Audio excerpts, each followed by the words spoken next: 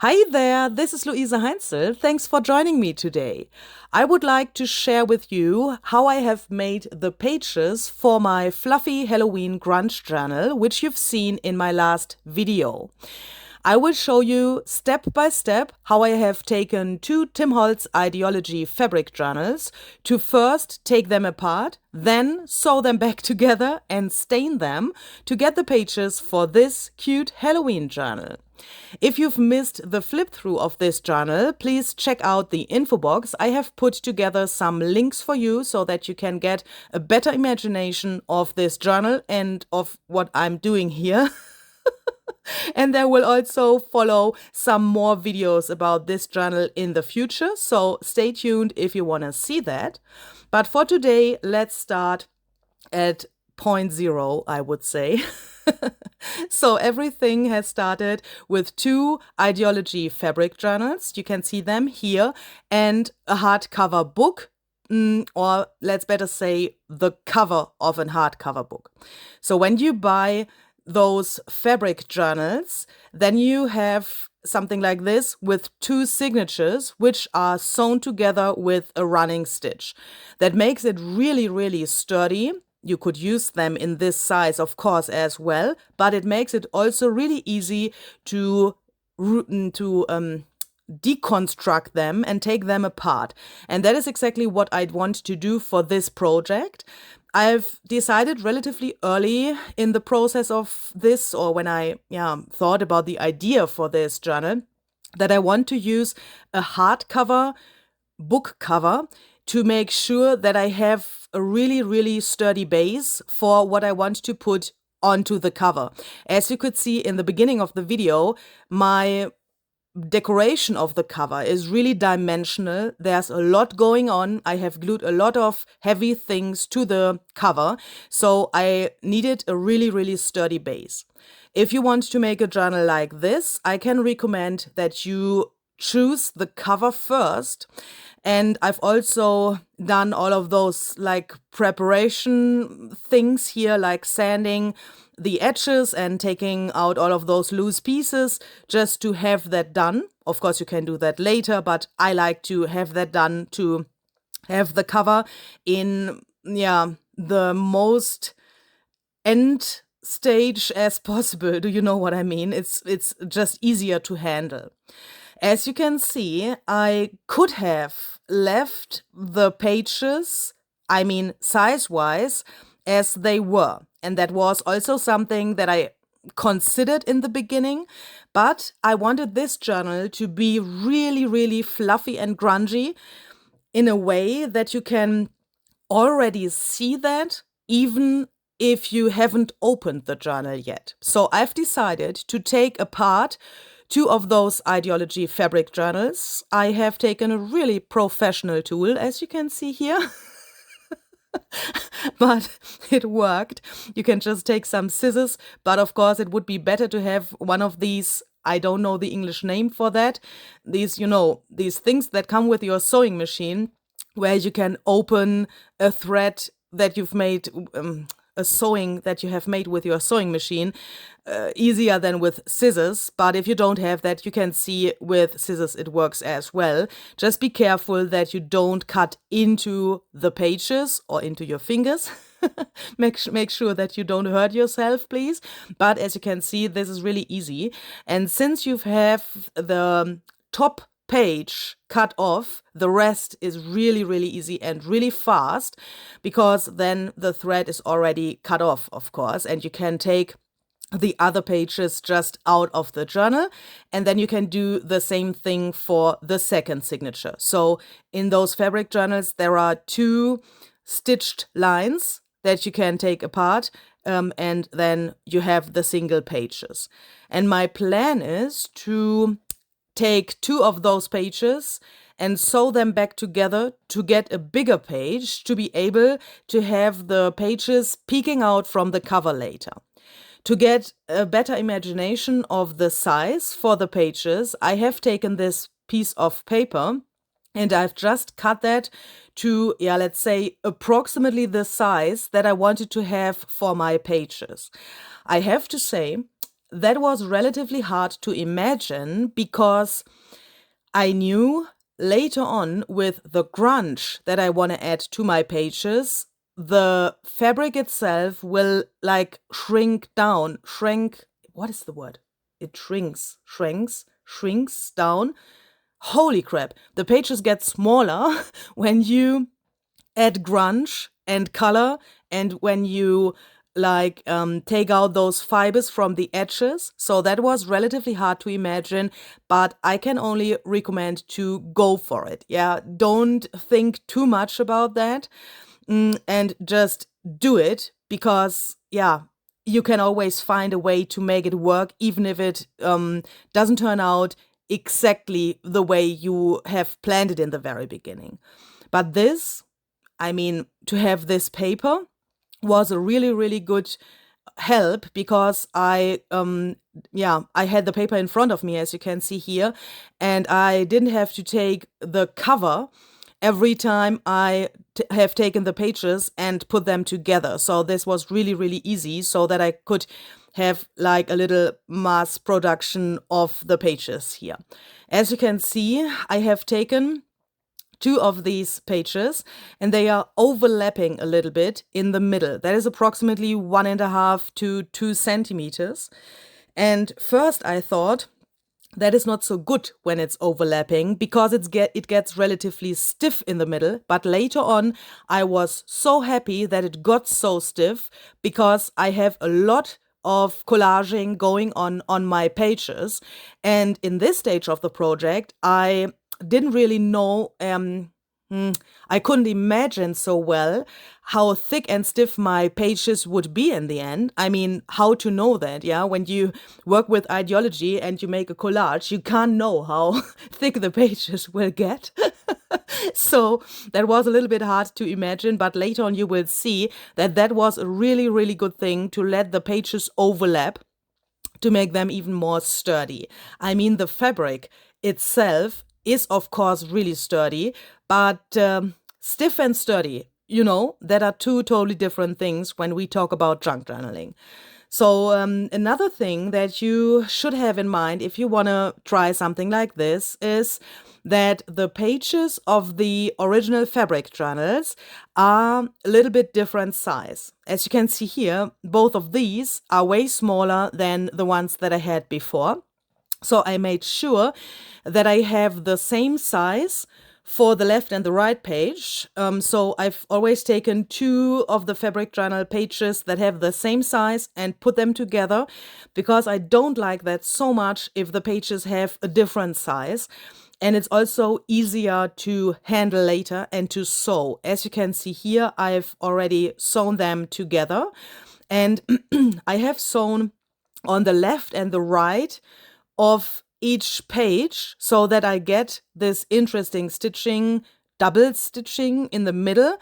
And that is also there where both of those pages are overlapping and where they are glued together. Yeah, I have just glued them together to have an easier job to take them to my sewing machine. But of course, the glue is now in between of the stitching lines. That makes it stiff, that makes it sturdy, and that gives us some problems, but also some good things.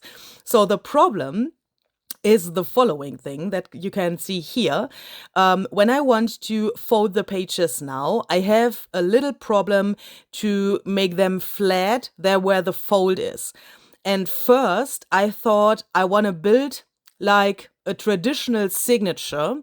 You know, if you make a junk journal that has paper pages, you would fold them and then build the signature by putting the single papers into each other so that you have like this little bundle of paper.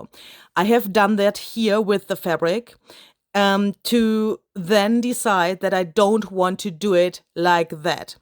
So I've decided to take on the first hand this little iron thingy. This is originally made to flatten your hair.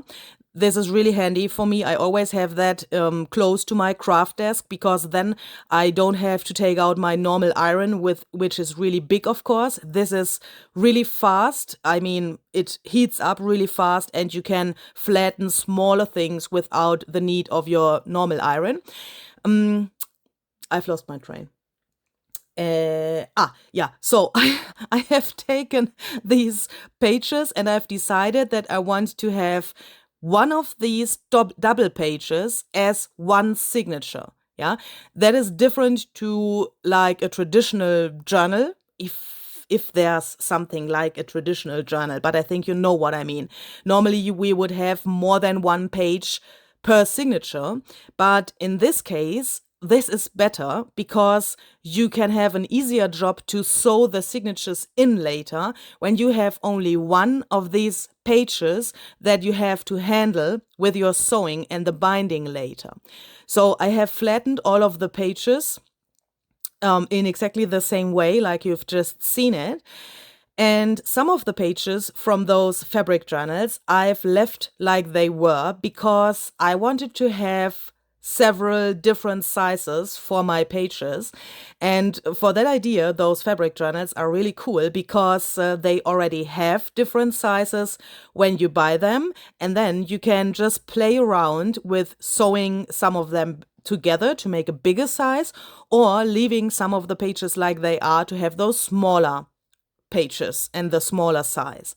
So here I'm already trying to imagine how this whole thing will look in the end, to get an imagination of the feeling of the journal, even if that is really, really hard to imagine, of course. But I also tried to find out how many pages I need.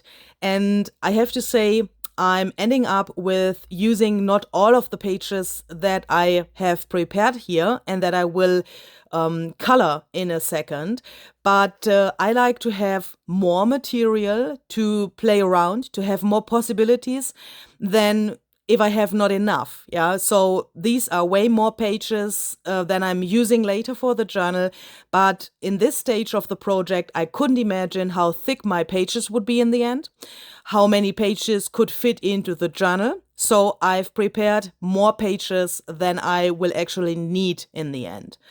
And this way, you could, of course, also say, okay, there are perhaps some pages that I don't like so much with the colors that will follow in the next step. Then you can just take them out and use them for another project. But that's better than having not enough. Excuse me, please. So then I've taken some clamps and I've clamped the pages approximately in the order that I thought I want to use them later. Yeah, as I said, I had too much, but I clamped them together so that the pages are also not, not the smaller pages all together and the bigger pages all together, but that they alternate a little bit. I think that's the word. So that the my distressing and my inking, my spraying, my dyeing, you know what I mean, gets a little bit more irregular, and that I get a really interesting result. But before I have taken out my wet mediums, I did this step here, and I can recommend to do that before you throw color to your, or paint or spray or whatever, to your pages, because, that makes it more, I would say, more handy. You can imagine better what you are doing, and it's way more easy to get these threads out from the pages without having mediums on them, just in this raw stage. Later on, you will see those fibers are getting really crumpled, and they are like, I don't want to say stick together because they are not sticking. Yeah, that is not sticky, but they are like hugging each other. Do you know what I mean? And they are a little bit like crisscross, and that would make it really hard to get more fibers out later when we have the color on the pages. So if you want to do that, please do that now. And if you want to have a really big amount of grunge, like I wanted to reach here, then you could also take some scissors and carefully cut into the pages. Yeah, I've first taken my awl to get like really much out from there, but in between I've taken my scissors from time to time to get really this rough grunge and like damages into those pages. Please do that very carefully. Please don't hurt yourself with your scissors. It looks here that the scissors are relatively close to my fingers, and they have been close to my fingers, as you can see here. So this is real time. The footage that you've just seen was the, 5 times the speed of the reality. Does that make sense? But this is real time. And as you can see, I have taken the time that I needed to do that, and my finger has to be relatively close to my scissors because otherwise I can't control what I'm doing. But I wanted to have these really extreme damages. Of course, you could take your scissors the other way around and just cut into the pages like you would normally cut with your scissors, but that gives you not the same effect. I wanted it that it looks like torn. I could also have taken just my fingers and tear into the pages, but that way you also don't have so much control about that, and you could accidentally tear too much. Yeah, so this is for me the thing that worked, but perhaps you have something that works better for you. Then please do that. In my next step, I have taken my little bundle here, and now I want to add some grungy colors. And when I say grungy colors, for me that means gray, brown, and everything of those like neutral grayish brownish colors. But grunge doesn't have to be brown. Yeah, so I would say brown grunge is like traditional grunge. But if you don't like brown or gray, you could also reach such a cool effect with other colors. Yeah, who says that grunge can't be pink or green? Yeah, I've also done grunge with really like rainbow colors that also looks really great. And if you are more into those colors, then please use those.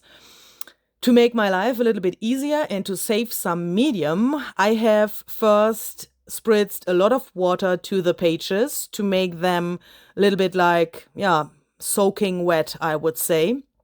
This material of the fabric journals is really, really great because the water soaks into the pages immediately.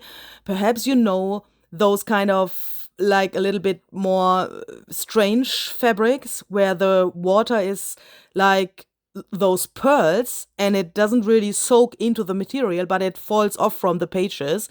That can be really annoying also with sprays, but this material is really great so that you can just spritz to the pages and the medium, no matter if it's water or spray, ink or watercolor, acrylic paint or whatever, it will soak into the pages really, really well. So as you can see, I've started with some lighter colors. So I've worked my way through this journal from light to dark so that I can imagine better what I'm doing and that I can, control the amount of darker colors a little bit better. That worked really, really well. And as you can see, and I find this so fascinating when the video is in this faster speed, how the pages are curling on the edges. That looks so, so interesting. And also in the like normal speed, it looked so cool. And I was like, oh my goodness, this journal is talking to me. It's moving. It was like, do you know when you say a journal is coming to life, that has a different meaning for every one of us. But with this, that was like a metaphor comes to reality because it was actually moving. Yeah. That was so cool. So I added more and more and more, and then I've let that dry really, really well. I've put that outside into the sun and let it air dry because then you get the best effects with those sprays. By the way, I have used some distress oxide sprays and some spray stains for this step. You could also use watercolors, acrylic paints mixed with water to make them more fluid, or any other wet medium that you have, of course. And after everything was dry, I have taken my bigger iron and I have ironed those pages, but not completely, as you can see, because I wanted to leave some of those edges in this curly stage. That looks really cool, and that is one of the main character points, or how can you say that, of this journal, that these edges are so curled. And I've also done some decorative things with those curled edges later on when I've decorated the pages. I've also sewn around the other edges so that we get a really nice sewn frame all around the pages. And here you can see me trying to imagine how this whole thing can end and how it will look when the pages are in the cover later. So meaning one of those double pages will get one signature. So that makes it also relatively easy to decide about the order, because I want to alternate those bigger and the smaller pages, and this way you can imagine that way better. And when you have only one of those pages for one signature, it's also really easy to work on those pages later, because you can take them separately, make your collage or whatever you want to put through the pages, and then take the next page and so on, and later on you can sew them in. So if you want to know more about how I decorated the pages, then please stay tuned. I will give you videos about every single page of this journal, and I will show you how I decorated those pages. So perhaps you can find some inspiration. That doesn't have to be Halloween. You can also do things with other themes, but of course I'm hoping that you can get some inspiration and transfer that to your own projects. I hope you like this. If you have any questions, then please feel free to leave a comment below the video. Of course, you can also leave a comment if you don't have questions, I'm always happy about that, of course. Have a very great and creative time until we see the next time. See you. Bye-bye.